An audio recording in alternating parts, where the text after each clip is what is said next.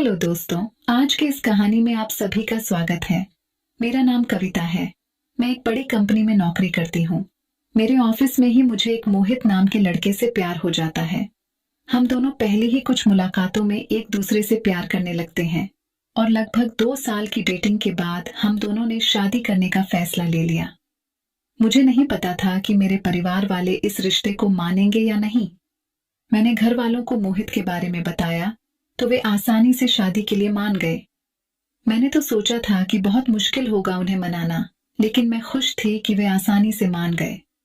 मोहित के घर वालों को भी हमारी शादी से कोई प्रॉब्लम नहीं थी। हम दोनों अच्छा कमाते हैं और अच्छी नौकरी भी करते हैं और एक ही ऑफिस में काम भी करते हैं, तो किसी को कोई ऐतराज नहीं हुआ। जल्द ही हमारी शादी हो जाती है। हम दोनों ने उसी शहर में एक बड़ा फ्लैट ले लिया। हम दोनों ही वर्किंग थे, इसीलिए हमने घर में काम करने के लिए एक नौकरानी रखी। उसका नाम रानी था। पहली बार हमने उसका नाम सुना तो हमें लगा कि हम अपने घर के लिए नौकरानी नहीं रानी ला रहे हैं, लेकिन बाद में हमें पता चला कि उसका नाम ही रानी है। वो एक गरीब औरत है। उसकी उम्र करीब 40 साल की है। मैंने उसे सारा काम समझा दिया था। मैंने उसे यह भी कहा था कि अगर वो यहाँ रहना भी चाहे तो रह सकती है, लेकिन उसने कहा कि नहीं, उसका घर पास ही है, वह वहीं जाएगी और सुबह जल्दी ही वापस आ जाएगी। रानी घर का सारा काम अच्छे से करती, अच्छी तरह से खाना बनाती और साफ सफाई भी करती थी। लेकिन उसके आने के बाद से ही मेरी लाइफ में कुछ भी अच्छा नहीं हो रहा था। शादी के कुछ दिन बाद से ही मेरे और मोहित के बीच झगड़े होना शुरू हो गए। हर छोटी छोटी बात पर हमारी लड़ाई होने लगी। शुरुआत में तो झगड़ा छोटा हुआ करता था, जो थोड़ी सी बात से शुरू होकर खत्म हो जाता था, लेकिन फिर कभी कभी झगड़ा इतना हो जाता कि कई दिनों तक हमारे बीच बात भी नहीं होती थी। ऑफिस की बातें भी झगड़े का एक मुख्य कारण रहती थी। हम दोनों को ही लगने लगा कि हमने एक दूसरे से शादी करके गलती कर दी। ऑफिस की एक मीटिंग के दौरान हम दोनों ने बॉस के सामने जो बात रखी, उसमें मोहित की बात बॉस को ज्यादा पसंद आई।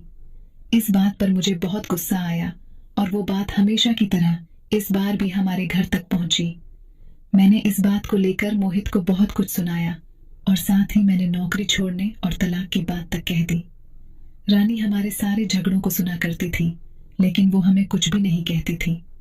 बस वह अपने काम में लगी रहती थी। जब खाना बन जाता था तो वह हम दोनों को खाना खाने के लिए कहती। ज्यादातर हम लोग अलग अलग बैठकर ही खाना खाते थे। मैं अगले दिन ऑफिस नहीं गई। दोपहर तक अपने कमरे के अंदर ही बंद रही। रानी ने मेरे कमरे का दरवाजा भी नहीं खटखटाया। उसे अच्छी तरह से पता था कि अभी मैं कुछ भी सुनना नहीं चाहती। दोपहर के बाद मैं कमरे का दरवाजा खोलकर बाहर आई। रानी किचन साफ करके अपने घर जा रही थी।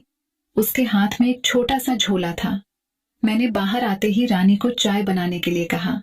रानी बिना कुछ बोले चाय बनाने लग जाती है। मेरा मूड बिल्कुल भी ठीक नहीं था। मैं किचन में रानी के पास गई। रानी मुझे खाने के लिए पूछती है।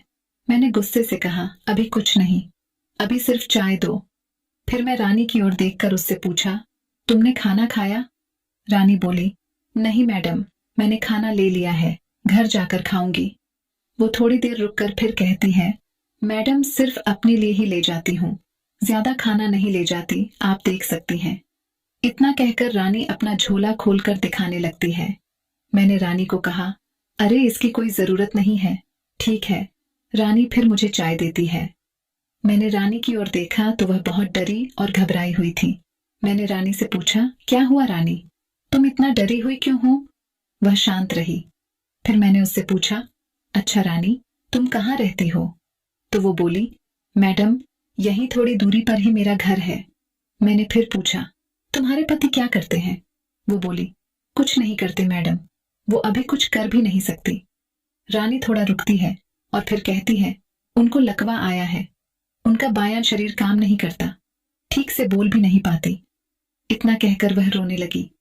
मैंने उसे शांत कराते हुए कहा, अरे तुमने कभी बताया नहीं, फिर घर दवाई ये सब तुम ही संभालती हो।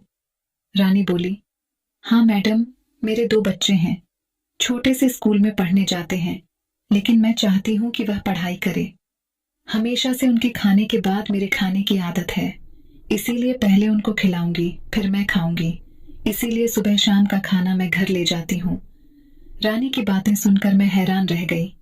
मुझे पता ही नहीं था कि रानी इतनी साहसी है और कभी भी उसने अपने चेहरे या काम से ये लगने नहीं दिया कि वह इतनी मुश्किल परिस्थिति में जी रही है।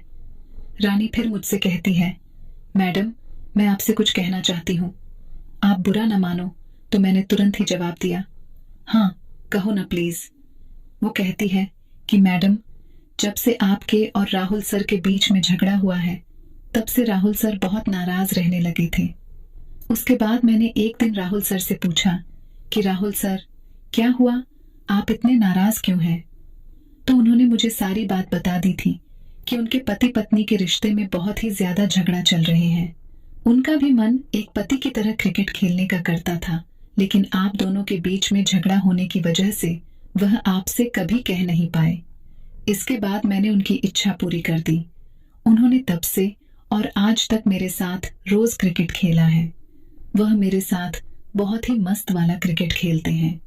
उनके साथ क्रिकेट खेलकर मुझे बहुत मजा आता है और वह मुझे क्रिकेट खेलने के बाद पैसे भी देते हैं। फिर वह बोली, मैडम, अभी हमारे पास जो होता है हमें उसकी कद्र नहीं होती है। समय कैसे बदल जाता है पता भी नहीं चलता। अभी मैं सिर्फ चाहती हूँ कि मेरे पति ठीक हो जाएं। मुझे इस तरह मेहनत करके काम करने से कोई परेशानी नहीं है, लेकिन अभी सिर्फ मेरी एक ही इच्छा है कि बस वह ठीक हो जाए, मुझसे फिर वैसे ही बात करें, वैसे ही अपने पैरों पर ठीक से चल सकें, बच्चों को गले लगा सके। बाकी मुझे कुछ भी नहीं चाहिए। रानी अपनी बात ठीक से समझा नहीं पा रही थी, लेकिन मैं समझ रही थी कि वह क्या कहना चाहती है। उसकी बातों को सुनकर मुझे रोना आ गया। मैंने रानी का हाथ पकड़ा और कहा, कभी भी तुम्हें लगे कि कुछ जरूरत है तो बेझिझक मुझसे बोलना। रानी ने हाँ में सिर हिलाया। कभी कभी कुछ बातें जो बड़े बड़े लोग हमें नहीं सिखा सकते, वह जिंदगी सिखा देती है। मेरी आंखों पर लगा पर्दा जैसे हट गया। मुझे समझ आया कि मेरे पास भगवान का दिया बहुत कुछ है, फिर भी मैं खुश नहीं हूं और उसके पास कुछ भी नहीं है। फिर भी वह खुशी से काम कर रही है। पल भर में ही जैसे मेरी सारी नाराजगी और गुस्सा न जाने कहां चला गया। मैंने सोच लिया कि अब मैं अपनी जिंदगी की सारी प्रॉब्लम्स को भूलकर खुश रहूंगी। जिस पति काम में मुंह भी नहीं देखना चाहती थी, अब उसके आने का इंतजार करने लगी। शाम जैसे तैसे आई। दरवाजे पर जैसे ही बेल बजी, मैं दौड़कर गई और दरवाजा खोला। सामने मोहित को देखकर रोते हुए उसके गले लग गई। मोहित को कुछ समझ में नहीं आया, लेकिन उसने भी मुझे सारी बोला। हमने एक दूसरे को माफ कर दिया और खुशी खुशी एक दूसरे के साथ जिंदगी बिताने लगे।